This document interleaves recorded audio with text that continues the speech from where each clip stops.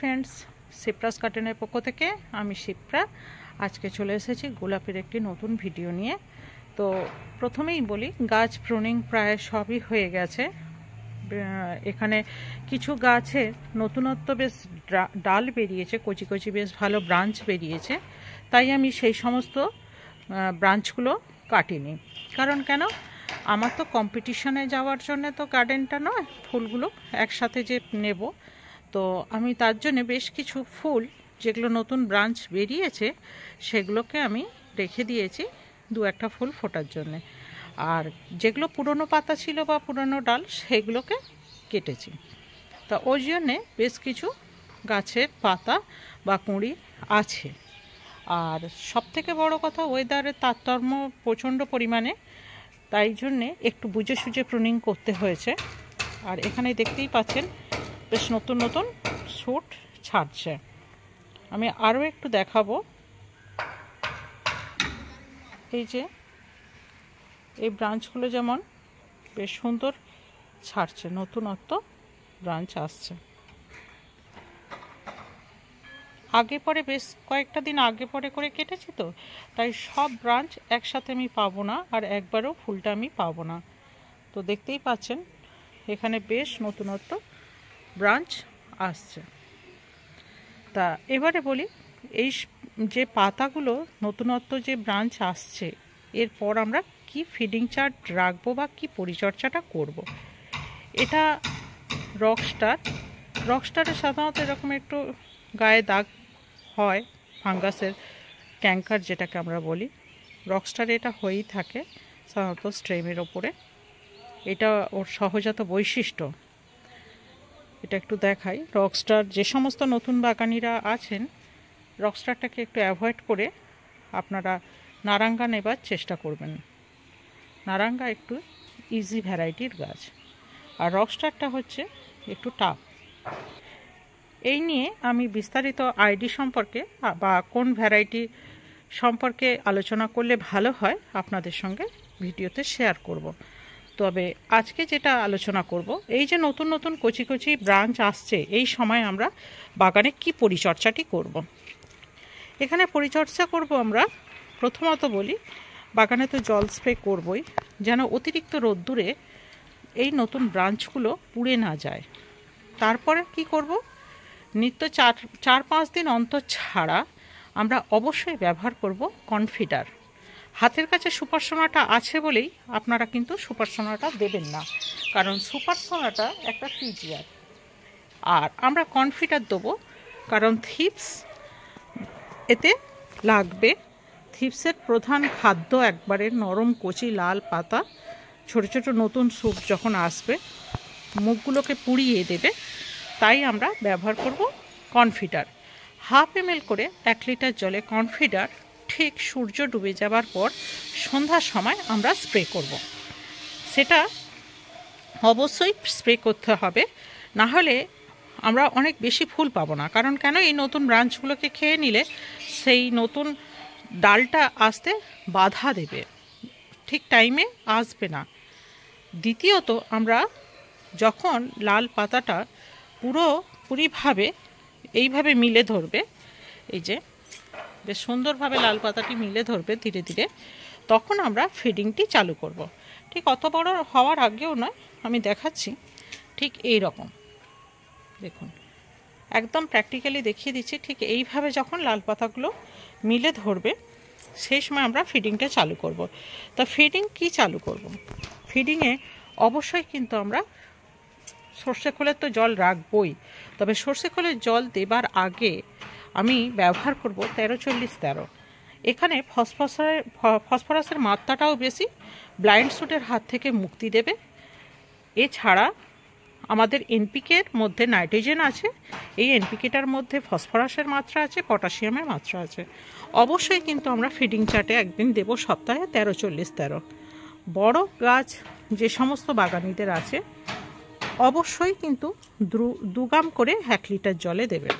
আর যে সমস্ত বাগানিদের ছোট গাছ আছে, 1 লিটার জল আপনারা 1 গ্রাম খাবার দেবেন 2টো গাছে। 13-40-13 ছাড়াও অবশ্যই ব্যবহার করতে হবে 52-34। 52-34-এও কিন্তু ফসফরাস আছে 52% আর 34 গ্রাম আছে পটাশিয়াম। তাহলে কিন্তু ব্লাইন্ড স্যুটের হাত থেকে আমাদেরকে রেহাই দেবে। এরপরে বলি 19-19 বা 20-20, হাতের কাছে যার কাছে যেটা আছে সেটাই ব্যবহার করবেন। 1 লিটার জলে 1 গ্রাম, আর যদি বড় গাছ হয়ে থাকে অবশ্যই 1 লিটার জলে 2 গ্রাম। 2 গ্রাম খাবারটি যখন গুলবেন দুটো গাছে দেবেন, আর 1 গ্রাম খাবারটি যখন গুলবেন ছোট গাছের ক্ষেত্রে আপনারা সেটা দুটো গাছের ক্ষেত্রে, ছোট গাছের ক্ষেত্রে অ্যাপ্লাই করবেন। এই গেল ফিডিং চার্ট।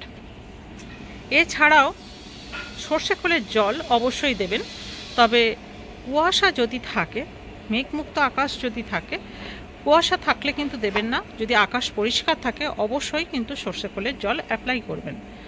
আর তার সাথে যদি ডিএপিটি আপনারা ব্যবহার করতে পারেন তো খুবই ভালো। আমি তো এইভাবেই আমার গোলাপ গাছগুলোকে ফিডিং দেব।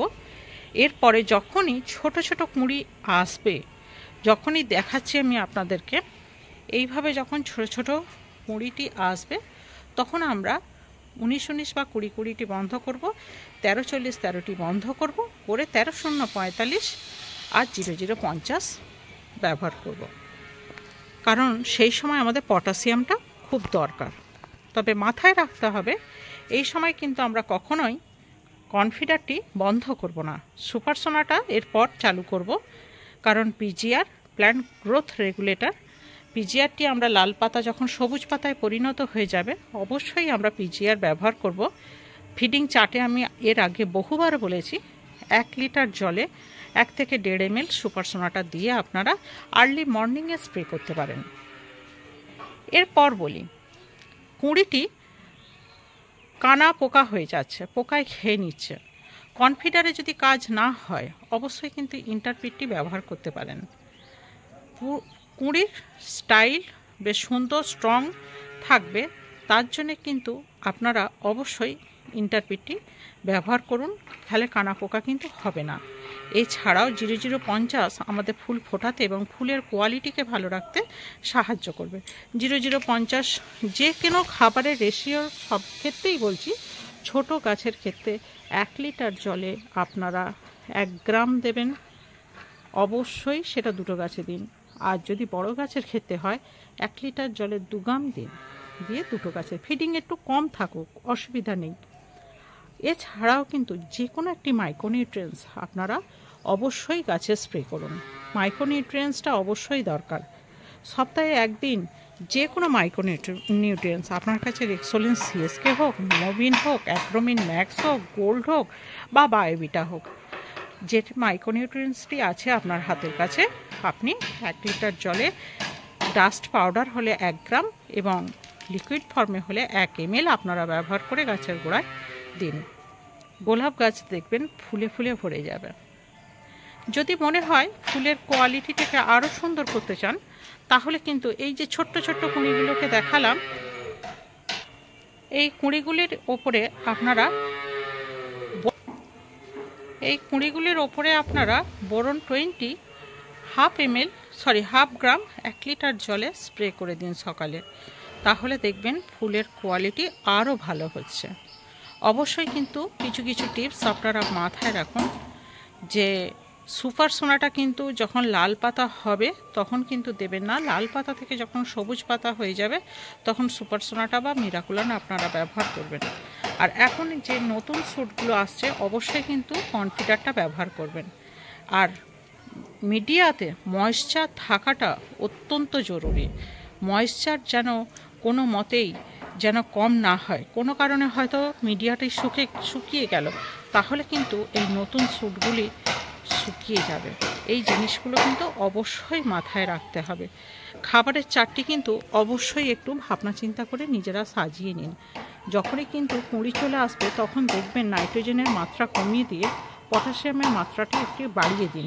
আর যখন গাছ নতুন ডাল গ্রোথে আসছে তখন কিন্তু অবশ্যই নাইট্রোজেন আর ফসফরাসের মাত্রাটা বাড়াতে হবে, না হলেই কিন্তু ব্লাইন্ড স্যুট অবধারিত। তবে হ্যাঁ, আমি যে এত কথা বললাম আমার বাগানে যে ব্লাইন্ড স্যুট হবে না তা নয়, গত বছরও হয়েছিল 5টা গাছে ভালো ফুল প্রথম অবস্থায় পাইনি, যখন ব্লাইন্ড স্যুটের থেকে মুক্তি পেয়েছি ফুল কিন্তু ভরে গেছে। 5টি গাছে, বাকি সমস্ত গাছ কিন্তু ভালোই ছিল। তবে ব্লাইন্ড স্পট হয়, কিছু কিছু গাছের বৈশিষ্ট্যও থাকে, বা শুধু ফিডিং চার্ট বা জলের ওপরেই তো মেনটেন নয়, আবহাওয়ার তারতম্য আছে। তাছাড়া আমরা কতটাই বা গোলাপ গাছের যত্ন পরিচর্যা করতে পারি বলুন, গার্ডেনের কুইন বলে কথা। আর সেই জল কতটা দিতে পারছি মেনটেন করে, কোথাও হয়তো বেশি হচ্ছে, কখনো কম হচ্ছে, কখনো রোদ্দুর উঠছে, অফিসের কাজে বাইরে আমরা নিত্য প্রয়োজনীয় কাজে বেরোতেই থাকি। তাই সব কিছু কিন্তু একেবারে মানে কি বলবো 100% সবটা হয়ে ওঠে না, তাই একটু আধটু এদিক ওদিক হয়। কিছু কিছু গাছ আবার বিশেষ করে এইচডি প্রজাতির খুব সহজ নয়, বেশ কঠিন। সেই সমস্ত গাছগুলো আমরা ফুলের কোয়ালিটি দেখে, ফুলের সৌন্দর্য দেখে বাড়িতে নিয়ে চলে আসি।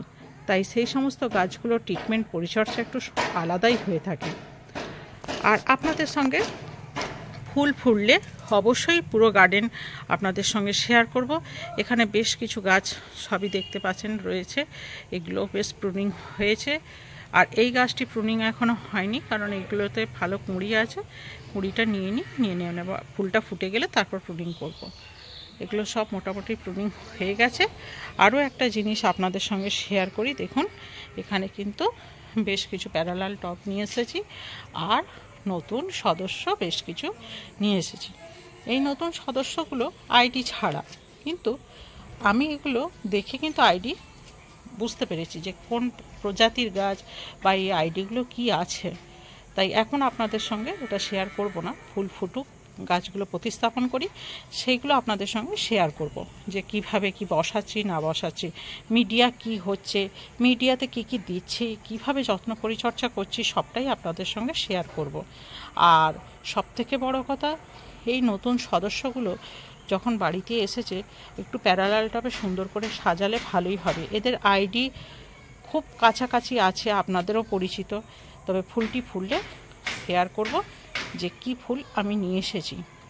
আজকের মতো এইটুকু। সুস্থ থাকুন, ভালো থাকুন। আর এই যে নতুন গাছগুলোর মিডিয়া কি হচ্ছে, কিভাবে পটিং করছি, সেই সমস্ত বিস্তারিত ভিডিও নিয়ে খুব তাড়াতাড়ি ফিরে আসবো। আর আজকের মতো এইটুকু। সুস্থ থাকুন, ভালো থাকুন। নতুন হলে চ্যানেলটিকে সাবস্ক্রাইব করুন। পুরনো তো আমার যে সমস্ত বন্ধুরা আছে কমেন্ট করবেন, শেয়ার করবেন, আর লাইক তো অবশ্যই আছে। আজকের মতো টাটা, বাই বাই।